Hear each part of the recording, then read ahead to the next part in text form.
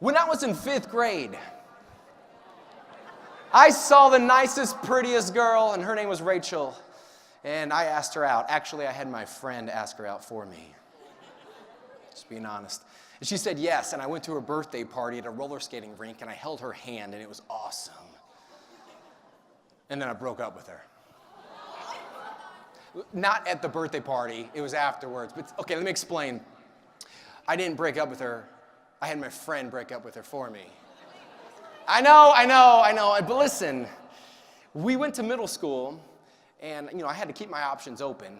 And we went our own ways, and she got over me, and then I went to high school. I moved away, 3 hours away, and I came back to high school, and I saw some of my old friends, and I saw Rachel.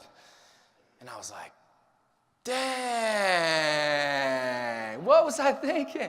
And I was like, hey, girl, how you doing? Remember me?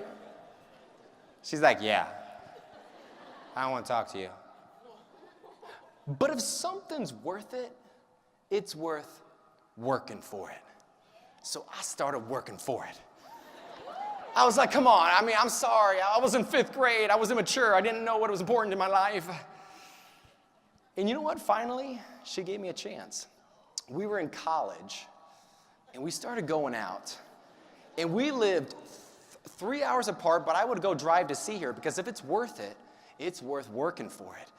And then I called her up and said, hey, Rachel, I'm going to do a tango routine for a local high school for their prom, and I want you to be my partner. So she came over, and we went to the dance studio, and I set up the camera, and I said, all right, what we're going to do is I'm going to spin you, and I'm going to spin around, and then I'm going to dip you. And when I dipped her, I was on one knee.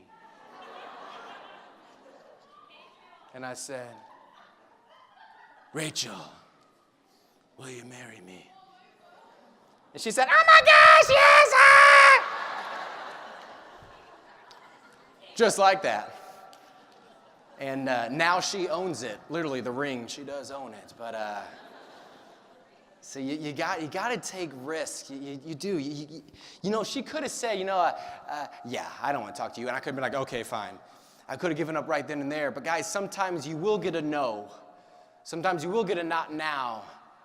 And you just got to keep growing. You got to keep getting better. You have to own it.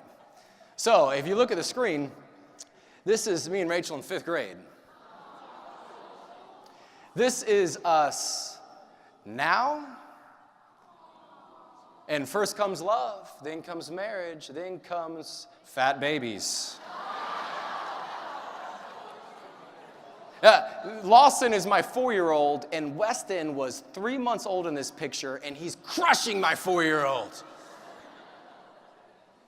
Guys, it can be tough. It can be tough being human. Let me explain. My 4-year-old, he teases me. I tuck him into bed. True story. I tucked him into bed one night, and I look at him, and I say, Lawson, I love you, buddy.